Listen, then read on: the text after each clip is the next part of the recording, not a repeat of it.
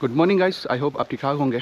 आज है मंडे, तो अभी हमारा प्लान है कि हम म्यूनिक जाएंगे। आज म्यूनिक एक्सप्लोर करेंगे और फिर रात में वापस आएंगे। इरादा था म्यूनिक में स्टे करेंगे, लेकिन यहाँ पे मुझे ज़्यादा ठीक लगा। बाकी मैंने आपको पिछले दिनों कहा था कि यार ये सैटरडे की वजह से या संडे की वजह से लोग नहीं है। भाई आज मंडे किधर गया?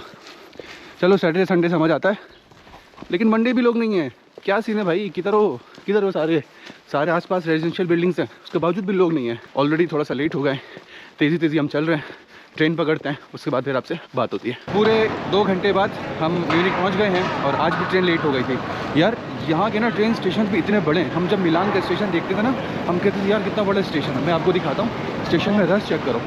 वो उस तरफ से स्टेशन स्टार्ट हो रहा है। हम किस प्लेटफॉर्म पे आए? 22 पे। वो आगे चल के कोई 25-26 प्लेटफॉर्म्स हैं। और वो देखो इतनी मतलब फास्ट ट्रेन, नॉर्मल ट्रेन, यहाँ से ना हर जगह के लिए आपको ट्रेन मिलेंगी। मतलब यार कभी कभी हैरत भी होती है कि इतना बड़ा ट्रेन का सिस्टम कैसे चलाते हैं। ये इतना बड़ा है तो लोग चाइना का दिखाते हैं, तो सोचो चाइना में क्या हालत होंगे। मौसम थोड़ा सा कम ठंडा है यहाँ पे, लेकिन बिना ग्लव्स के और इन सब के गुजारा हो जाएगा। जब मैं रेजिडेंस से बाहर आया था, न्यूरमबर्ग स्टेशन से बाहर आया था, तो लग रहा था कि स्टेशन है बहुत बड़ा है, लेकिन इसका ऐसा सीन नहीं है। यार यहाँ पे ना रेड लाइट की इतनी ज़्यादा रिस्पेक्ट की जाती है ना। मैं देख रहा हूँ कि अगर रोड खाली है ना और गाड़ियाँ भी नहीं है, मतलब कोई क्रॉस ही नहीं कर रहा। देखो ये अभी ग्रीन हुआ ना तो सारे चल पड़े। अब उस साइड वाला रेड है, कोई भी नहीं जाएगा। आज की हमारी पहली लोकेशन है TU Munich, technical university Munich. हमारे एक फ्रेंड हैं, तो दोपहर का टाइम हो गया, तो वो कह रहे हैं आओ मैं आपको यूनिवर्सिटी का थोड़ा सा टूर कराता हूँ। तो मेंसा यूनिवर्सिटीज़ में जो खाना होता है, मैं जो TU बर्लिन में मैंने ट्राई किया था तो सही नहीं था, तो यहाँ पे ट्राई करते हैं कैसा है। ये देख के मुझे बिल्कुल पेरिस की याद आ गई। कितना बड़ा है, काफ़ी रश लगा हुआ है यहाँ पर।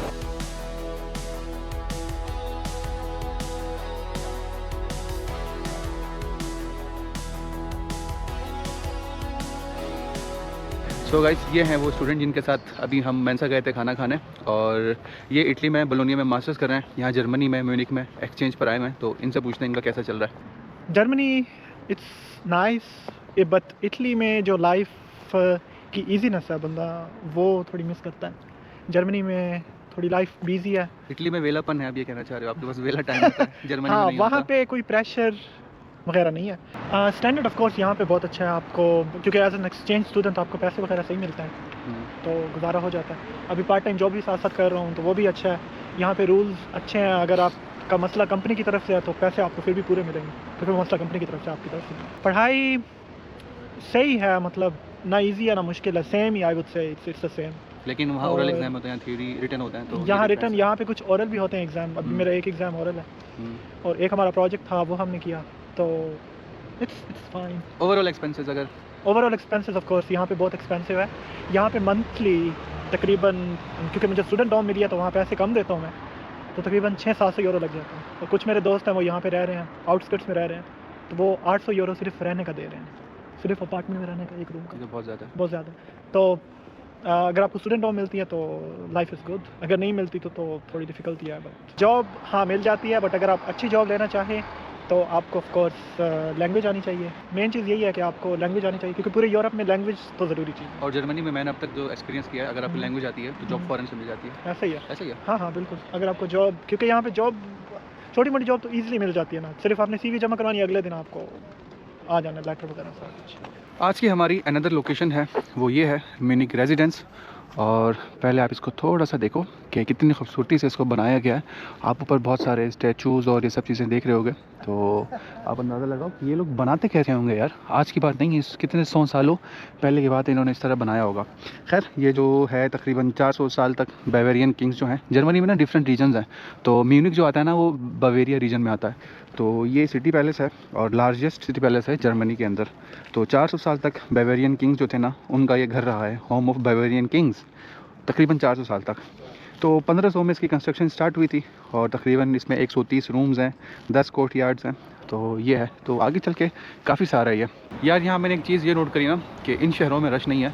जर्मनी के बाकी शहर तो आपने देख लिए, इसी तरह म्यूनिक में भी रश नहीं है। इटली में आप जाते हो ना किसी भी शहर में, लेट से बोलोनिया बड़ा शहर है ना हमारा, आप शाम के टाइम रोड पे निकलो, इंसान से ज़्यादा, मतलब नॉर्मल लोगों से ज़्यादा आपको डिलीवरी राइडर मिलेंगे। यहाँ ये चीज़ नहीं है, मोस्टली स्टूडेंट्स हैं, नहीं तो लोग काम शाम कर रहे हैं और रश भी इतना नहीं है। मैं आपको ज़रा घुमा के दिखाता हूँ।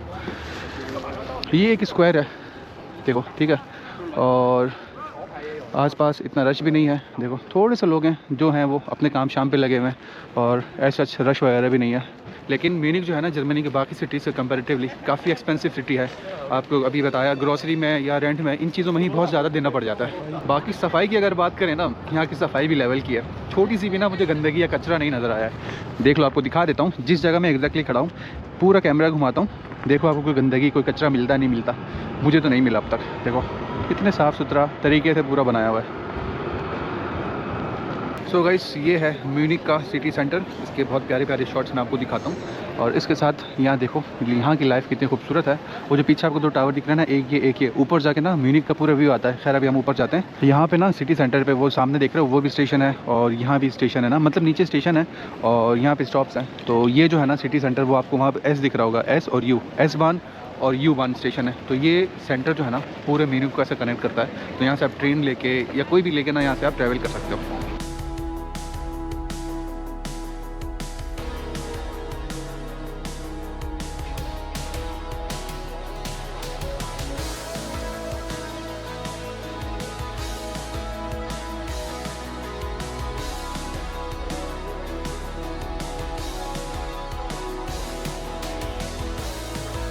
अभी जो आपको बाहर से टाउन हॉल दिखाया था ना, उसके अंदर के व्यूज़ आप चेक करो। चारों तरफ बिल्डिंग कैसे पत्थर से बनी हुई है। यहाँ से आप चेक करो, ये ऊपर, ये हम अंदर आए यहाँ से, इसकी एंट्रेंस थी। और इसके बाद आप ये व्यूज़ देखो भाई साहब, क्या लेवल का बनाया है यार। जर्मनी जो है ना 2 से 3 दफ़ा, if I am not wrong, तो 2 दफ़ा तो तकरीबन तबाह हो ही चुका था। एक दफ़ा वर्ल्ड वॉर में हुआ था, उसके बाद इनकी आपस की लड़ाई, फिर कोल्ड वॉर, कम्युनिस्ट पार्टी, और फिर इस तरह इन सब का बहुत ख़राब हुए थे मामला। लेकिन उन सब के बाद भी इन्होंने जर्मनी को आज ऐसा बनाया है। इनका हेल्थ केयर देख लो, पढ़ाई देख लो, इनका इंफ्रास्ट्रक्चर देख लो, इनकी बिल्डिंग्स देख लो। मतलब यार जो कौम होती है ना, कौमें हमारे यहाँ बोलते हैं ना मगरिब तबाह दे, मगरिब ये है, मगरिब वो है, साजिशें हैं। भाई असल साजिश जो ये बात करता है ना वो है। चलो अब ये सब तो ना सही, लेकिन अब एटलीस्ट हेल्थ केयर और बेसिक सिक्योरिटी तो दो आप इंसानों को। कुछ भी नहीं है। देखो हम जहाँ भी जाते हैं ना, कुछ भी हम ना फील भी करना चाहना, ये चीज़ें फील होती हैं। गाइस जर्मनी वाले ना इतने लकी हैं ना, मैं क्या बताऊँ। अभी यहाँ पर एक एप्पल स्टोर था ना, हम गए फ़ोन देखने के लिए। मेरे फ़ोन की स्टोरेज ख़त्म हो रही थी ना, तकरीबन ख़त्म हो गई। एक रील भी बनाता हूँ तो उसमें स्टोरेज चाहिए होती है। तो मैंने कहा जाके देख लेते हैं, रीज़नेबल है तो ले लेता हूँ। अब मैं वहाँ गया तो उसने कहा कि यार आप इंस्टॉलमेंट्स में ले लो। तो मैंने उससे पूछा क्या सीन है।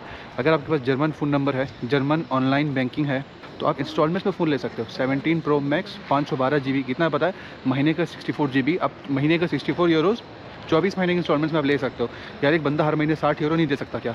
तो कितने लकी हैं। अगर आप इटली में ये चीज़ लेना चाहो ना, तो आपको काफ़ी चीज़ें लेनी पड़ती हैं। जो आपका कॉन्ट्रैक्ट हो और मतलब लंबा कॉन्ट्रैक्ट हो, आपको जॉब से ना निकालें, फला यहाँ कितना ईजी है। देखो ये नॉर्मल अंदर चर्च था, चर्च के साथ ही टावर्स हैं। ये देखो टावर की कितनी हाइट है।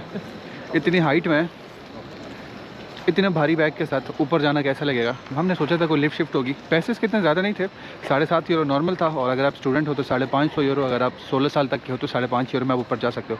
लेकिन बात ये थी कि ऐसे गोल गोल घूम के ऊपर सीढ़ियों पे इतने बैग के साथ आसान नहीं था, तो हम ऊपर नहीं गए। इन शॉर्ट हमारी आज की अगली डेस्टिनेशन थी ना, वो BMW का हेडक्वार्टर था। लेकिन हमने सोचा कि उससे पहले उसके बिल्कुल सामने ही ना शोरूम भी है BMW का, तो हम वो देखते हैं। अभी मैंने काउंटर पर बंदे से पूछा कि हम अंदर जा सकते हैं, तो यार जी बिल्कुल फ्री है और घूम भी सकते हैं। पता है बंदे ने क्या बोला, आप गाड़ी ले भी सकते हो, बैठ के चेक भी कर सकते हो। सो अभी ये मैं अपना बैग कहीं रखने जा रहा हूँ, बैग रख के आता हूँ, फिर आपको बाकी के सीन्स दिखाते हैं। हम म्यूज़ियम के इस कोने से स्टार्ट करते हैं। और इस कॉर्नर पर देखो ये सबसे पहली गाड़ी खड़ी है और ये कब बनी थी, 16 जुलाई 2004। आई डोंट नो ये सब एग्जैक्टली क्या नाम है गाड़ी का, लेकिन आप देख सकते हो कितनी बेहतरीन गाड़ी है। उसके बाद यहाँ पर इन्होंने कुछ मॉडल्स हैं गाड़ियों के, वो रखे हैं यहाँ पर। ये iX3, भाई क्या तगड़ी और बड़ी गाड़ी लग रही है। देखो अब इसको स्कैन करके ना इसकी डिटेल्स देख सकते हैं। स्पेस सिल्वर मेटेलिक है। फिर उसके बाद कुछ ये है। अभी ना हमारा ज़्यादा इंटरेस्ट है कि हम थोड़ी सी ना पुरानी गाड़ियों की तरफ जाएं। ये सारी इनकी नई गाड़ियां हैं, नई नई जो मॉडल्स हैं ना। देखो ये भी वही iX3 है। ये एक आई है गाड़ी पुराने ज़माने की, पता नहीं इसका क्या सीन है। यहाँ पर शायद लिखा होगा, कराची में टैक्सियाँ नहीं चलती, पीली शीली टैक्सी। भाई हम एक गाड़ी में बैठ गए, आपको दिखाते हैं गाड़ी के सीन्स क्या है। सबसे पहले तो हम इसमें म्यूज़िक चल रहा है थोड़ा सा, इसी को चेक करते हैं। बेस तो मस्त है, अब दूसरी कोई चीज़ चेक करते हैं जो हमें समझ आती है। ये आपकी ड्राइविंग सीट है, ठीक है। और इसके साथ बिल्कुल अभी यहाँ पे अगर आपने वॉल्यूम बढ़ाना है तो यहाँ से भी आप वॉल्यूम बढ़ा सकते हो। इसके साथ यहाँ से नेक्स्ट आपने प्ले करना है तो यहीं से आप कर सकते हो। और इसके अलावा यहीं हज़ार्डस जो होता है ये यहीं से ब्लिंक कर सकते हो। इंजन स्टार्ट ऑफ यहाँ से, और फिर स्टार्ट ना हो जाए इंजन और फिर यहाँ से गियर स्विच कर सकते हैं। सिंपल ये करके आपका गियर स्विच होगा, देखो। और ये पार्किंग पे है तो ये पार्किंग बटन, क्या सीन, इजी सीन है। उल्टे हाथ से ड्राइव करो, सीधा हाथ से ये संभालो। सो गाइस हम ऊपर वाले फ्लोर पर आए हैं तो नीचे गाड़ियाँ थी, ऊपर बाइक्स हैं। वहाँ पर आप देख सकते हो GTA वाइस सिटी वाली बाइक्स है। और इस तरह करके BMW की ना अलग अलग जो मॉडल्स हैं वो लगे हुए नए पुराने। तो ये देखो भाई, ये फिल्मों में आती है ना GTA वाले में, US में मोस्टली होती होंगी मेरे ख्याल में। इस तरह बड़े बड़े लोग यहाँ बैठ के ना चलाते हैं, तगड़े से जो नहीं होते उस तरह के। और इसी के साथ ये वाली जवानों के लिए, मतलब ये थोड़ी बेहतर ही लग रही है। और इसके साथ ये देखो, ये अबरार भाई चलाते हैं ना, वाइल्ड लेंस बाय अबरार, तो वो वाली बाइक लग रही है। इस पर बैठ के देखते हैं। अब ये चेक करो, यहाँ पे ना इन्होंने फीचर बताया हुआ है कि आप ये ऐसे करके ना आगे पीछे करके सीट को हीट कर सकते हो। मेरे ख्याल में ये हीट ही निकलेगी, नीचे से ऊपर एरो दिया हुआ है तो ये है। बाकी और मैं क्या ही चेक करूँ यार इसमें। यहाँ से आप देख सकते हो ये सामने स्क्रीन है, और इसके अलावा यहाँ से स्टॉप SOS एकदम से टर्न ऑफ करते ना वो है। और इसके अलावा क्या है, ये क्या है, जब तक इसको अच्छे से पढ़ेंगे नहीं तो समझ आएगा नहीं। बाकी बैठ के पता चल रहा है काफ़ी तगड़ी बाइक है। और ये देखो, अभी से मैं ना यहाँ पे GoPro पास आने की ट्राई करता हूँ। कल को मैं मोटो व्लॉग करता हूँ तो कैसे मेरे व्यूज़ आएंगे। लेट से मैं कैमरे को कहाँ फंसाऊँगा, यहाँ फंसाता हूँ तो मैं आपको ऐसे दिखूँगा, यहाँ से पीछे पूरे नज़ारे दिखेंगे। और दूसरा GoPro ऐसे मेरे हेलमेट पे होगा तो हेलमेट से आपको ऐसे व्यूज़ आएंगे सामने के पूरे। क्या बात है, मोटो ब्लॉग की तैयारियां पूरी हो गई। अब सिर्फ लाइसेंस लेना बाकी है और बाइक लेना बाकी है। बहुत अच्छा रहा, लेकिन जितना हम एक्सपेक्ट कर रहे थे ना म्यूज़ियम में क्या कुछ होगा वैसा कुछ नहीं था। कोई 4 से 5 इन्होंने गाड़ियाँ रख दी थी, कोई अभी के मॉडल की, और पुरानी जो है शायद 1 या 2 गाड़ियाँ थी, बाकी 2-3 मिनी कूपर थी। मतलब जितना एक्सपेक्ट कर रहे थे उतना था नहीं। तो खैर फ्री में हमारा म्यूज़ियम को विज़िट हो गया, बाकी क्या ही है। और वो जो आप देख रहे हो ना बड़ी सी BMW की बिल्डिंग, वो पीछे देख रहे हो क्रेन के पीछे, तो मुझे लगा कि हम वहाँ भी जा सकते हैं। लेकिन अभी ये कह रहे हैं कि वो वहाँ जो लोग काम करते हैं ना वो वहाँ जाते हैं, ऑफिस वगैरह हैं। और प्लस हमारे पास अभी टाइम भी नहीं है। और यहाँ से हमने म्यूनिख से वापस जाना है न्यूरेमबर्ग, कोई हमें लगेंगे 2 घंटे। जाते जाते ना एक और मैं आपको अच्छी चीज़ ये बताता हूँ यहाँ जर्मनी में जो मुझे अच्छी लगी बात, कि आप एक ही टिकट पे ना जर्मनी में कहीं भी बस पे, ट्राम में, ट्रेन में, मेट्रो में कहीं भी जा सकते हो। उसके अलावा मेट्रो के जो स्टेशन होते हैं ना, स्टेशन वो हर जगह से कनेक्टेड होते हैं। अभी हम यहाँ से बाहर आए, वहाँ से उसका एग्जिट था, और यहाँ देखो अभी यू लिखा हुआ ना, यू ये स्टेशन है। और वहाँ देख रहे हो यू लिखा ना, ये स्टेशन है। यहाँ पे ना बान कहते हैं स्टेशन को, BAHN, यू बान, S बान, ये सारे आपस में इस तरह कनेक्टेड हैं। हम यहाँ से सिंपल ट्रेन लेंगे सिटी सेंटर, वहाँ से स्टेशन मेन, और फिर वहाँ से जा सकते हैं। तो इतना ईजी है यहाँ पे ट्रैवल करना।